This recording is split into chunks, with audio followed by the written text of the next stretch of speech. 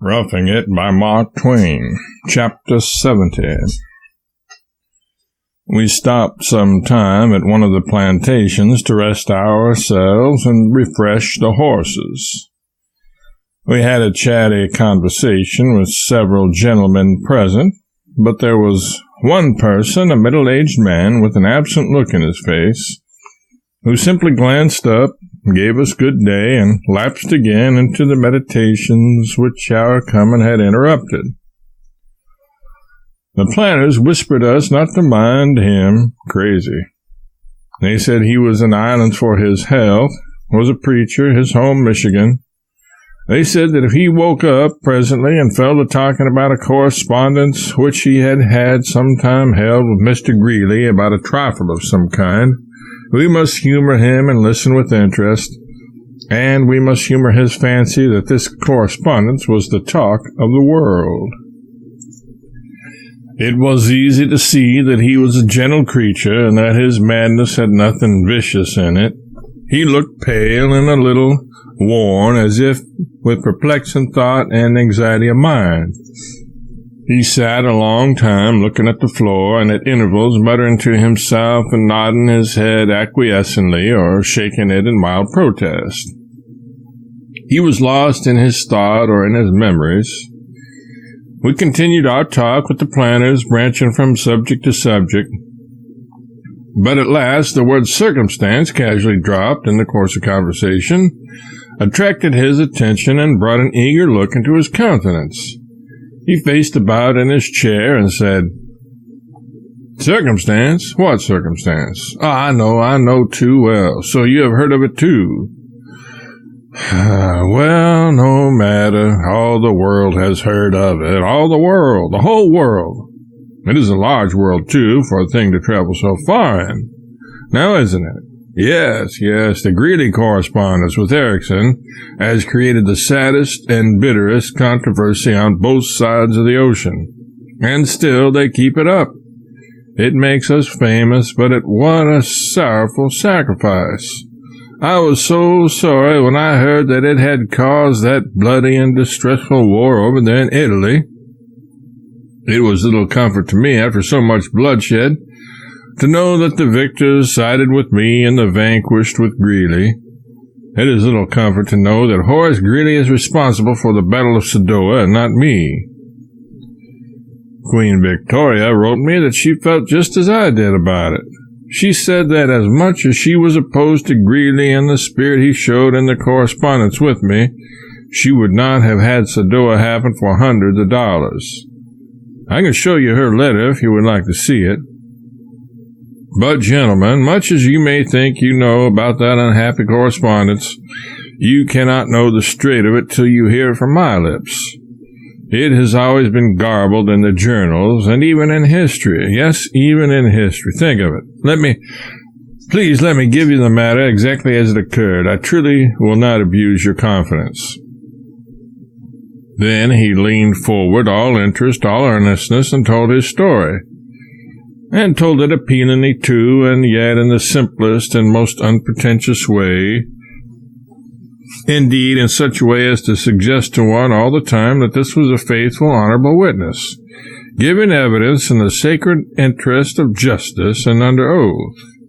He said, "Mrs. Beasley, Mrs. Jackson Beasley, widow of the village of Campbellton, Kansas, wrote me about a matter which was near her heart, a matter which many might think trivial, but to her it was a thing of deep concern. I was living in Michigan then, serving in the ministry. She was and is an estimable woman, a woman to whom poverty and hardship have proven incentives to industry in place of discouragements. Her only treasure was her son William, a youth just verging upon manhood, religious, amiable, and sincerely attached to agriculture. He was the widow's comfort and her pride. And so, moved by her love for him, she wrote me about a matter, as I have said before, which lay near her heart, because it lay near her boys. She desired me to confer with Mr. Greeley about turnips. Turnips were the dream of her child's young ambition. while other youths were frittering away in frivolous amusements the precious years of budding vigor which God had given them for useful preparation, this boy was patiently enriching his mind with information concerning turnips. The sentiment which he felt toward the turnip was akin to adoration. He could not think of the turnip without emotion. He could not speak of it calmly. He could not contemplate it without exaltation. He could not eat it without shedding tears. All the poetry in his sensitive nature was in sympathy with the gracious vegetable. With the earliest pipe of dawn he sought his patch, and when the curtaining night drove him from it, he shut himself up with his books and garnered statistics till sleep overcame him. On rainy days he sat and talked hours together with his mother about turnips. When company came, he made it his loving duty to put aside everything else and converse with them all the day long of his great joy in the turnip. And yet, was this joy rounded and complete? Was there no secret alloy of unhappiness in it? Alas, there was. There was a canker gnawing at his heart. The noblest inspiration of his soul eluded his endeavor, viz., he could not make of the turnip a climbing vine. Months went by, the bloom forsook his cheek, the fire faded out of his eye. Signs and abstraction usurped the place of smiles and cheerful converse. But a watchful eye noted these things, and in time a motherly sympathy unsealed the secret. Hence the letter to me. She pleaded for attention. She said her boy was dying by inches. I was a stranger to Mr. Greeley, but what of that? The matter was urgent. I wrote and begged him to solve the difficult problem if possible and save the student's life. My interest grew until it partook of the anxiety of the mother. I waited in much suspense. At last the answer came. The book then shows a letter from Horace Greeley of the New York Tribune, New York, but what he wrote is illegible, except his name to some extent. His signature, that is. I was evidently overworked. My comprehension was impaired. Therefore, I gave 2 days to recreation and then returned to my task greatly refreshed. The letter now took this form. Poultices do sometimes choke swine. Tulips reduce posterity. Causes leather to resist. Our notions empower wisdom. Her let's afford while we can. Butter but any cakes, fill any undertaker, will wean him from his filly. We feel hot. Euryxe, Havis evilage. I found that I could not read it readily, the handwriting being unfamiliar and my emotions somewhat wrought up. It seemed to refer in part to the boy's case, but chiefly to other and irrelevant matters, such as paving stones, electricity, oysters, and something which I took to be absolution or agrarianism. I could not be certain which. Still, these appeared to be simply casual mentions, nothing more. Friendly in spirit, without doubt, but lacking the connection or coherence necessary to make them useful. I judged that my understanding was affected by my feelings, and so laid the letter away till morning. In the morning I read it again, but with difficulty and uncertainty still, for I had lost some little rest, and my mental vision seemed clouded.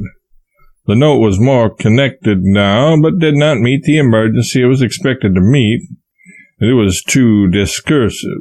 It appeared to read as follows, though I was not certain of some of the words. Polygamy dissembles majesty, extracts redeem polarity, causes hitherto exist.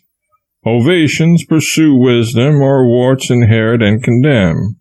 Boston botany cakes, felony undertakes, but who shall allay? We fear not, Euryxe, Havis evilage. But there did not seem to be a word about turnips. There seemed to be no suggestion as to how they might be made to grow like vines. There was not even a reference to the Beasleys. I slept upon the matter. I ate no supper, neither any breakfast next morning. So I resumed my work with the brain refreshed and was very hopeful. Now the letter took a different aspect, all save the signature, which latter I judged to be only a harmless affectation of Hebrew. The epistle was necessarily from Mr. Greeley, for it bore the printed heading of the Tribune, and I had written to no one else there. The letter, I say, had taken a different aspect, but still its language was eccentric and avoided the issue. It now appeared to say, Bolivia extemporizes mackerel.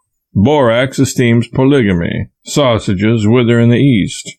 Creation Purdue is done. For woes inherent one can damn. Buttons, corks, geology underrates, but we shall allay. My beer's out. Your Exley, Heves, a village. I was evidently overworked. My comprehension was impaired. Therefore, I gave 2 days to recreation and then returned to my task greatly refreshed. The letter now took this form. Poultices do sometimes choke swine. Tulips reduce posterity, causes leather to resist. Our notions empower wisdom, her let's afford while we can. Butter but any cakes, fail any undertaker, will wean him from his filly. We feel hot. Your Exley, Heves a village. I was still not satisfied. These generalities did not meet the question. They were crisp and vigorous, and delivered with a confidence that almost compelled conviction. But at such a time as this, with the human life at stake, they seemed inappropriate, worldly, and in bad taste. At any other time I would have been not only glad but proud to receive from a man like Mr. Greeley a letter of this kind, and would have studied it earnestly and tried to improve myself all I could. But now, with that poor boy in his far home languishing for relief, I had no heart for learning. 3 days passed by, and I read the note again. Again, its tenor had changed. It now appeared to say, Potations do sometimes wake wines. Turnips restrain passion. Causes necessary to state. Infest the poor widow, her lord's effects will be void, but dirt, bathing, etc., followed unfairly, will worm him from his folly. So swear not. Your Exley, Heves a village. This was more like it, but I was unable to proceed. I was too much worn. The word turnips brought temporary joy and encouragement, but my strength was so much impaired, and the delay might be so perilous for the boy, that I relinquished the idea of pursuing the translation further, and resolved to do what I ought to have done at first. I sat down and wrote Mr. Greeley as follows. Dear Sir, I fear I do not entirely comprehend your kind note.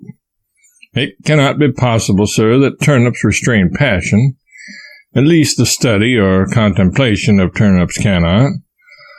For it is this very employment that has scorched our poor friend's mind and sapped his bodily strength. But if they do restrain it, will you bear with us a little further and explain how they should be prepared? I observe that you say causes necessary to state, but you have omitted to state them. Under a misapprehension, you seem to attribute to me interested motives in this matter, to call it by no harsher term. But I assure you, dear sir, that if I seem to be infesting the widow, it is all seeming and void of reality. It is from no seeking of mine that I am in this position. She asked me herself to write you. I never have infested her. Indeed, I scarcely know her. I do not infest anybody. I try to go along in my humble way, doing as near right as I can, never harming anybody, and never throwing out insinuations. As for her lord and his effects, they are of no interest to me. I trust I have effects enough of my own, shall endeavor to get along with them at any rate, and not go mousing around to get hold of somebody's that are void. But do you not see, this woman is a widow. She has no lord. He is dead, or pretended to be when they buried him. Therefore, no amount of dirt, bathing, etc., howsoever unfairly followed, would be likely to worm him from his folly, if being dead and a ghost is folly. Your closing remark is as unkind as it was uncalled for. And if report says true, you might have applied it to yourself, sir, with more point and less impropriety. Very truly yours, Simon Erickson. In the course of a few days, Mr. Greeley did what would have saved a world of trouble and much mental and bodily suffering and misunderstanding if he had done it sooner. To wit, he sent an intelligible rescript or translation of his original note, made in a plain hand by his clerk. Then the mystery cleared, and I saw that his heart had been right all the time. I will recite the note in its clarified form. Translation. Potatoes do sometimes make vines. Turnips remain passive. Cause unnecessary to state. Inform the poor widow her lad's efforts will be vain. But diet, bathing, etc., followed uniformly, will wean him from his folly, so fear not. Yours, Horace Greeley. But alas, it was too late, gentlemen, too late.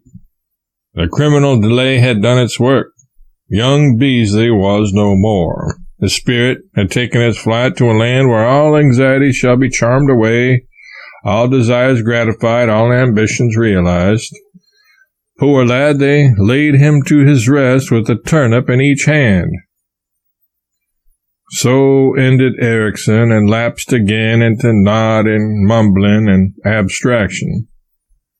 The company broke up and left him so.